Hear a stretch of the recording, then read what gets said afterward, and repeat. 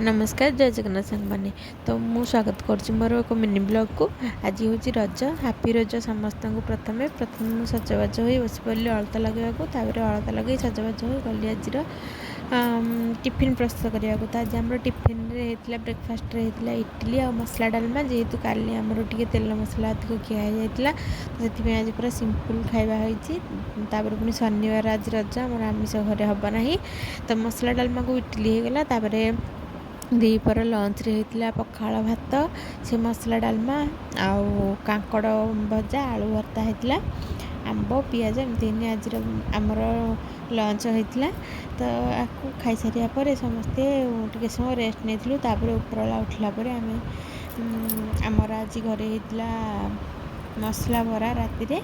तो ये देखो मो पु केमती दोली खेलिकी एंजॉय कर दोली पड़ी दोली खेली कलु दिन सारा एंजॉय कला रात मसला बरा खाई जाइलु शोवा पुणी देखा नेक्स्ट वीडियो रे।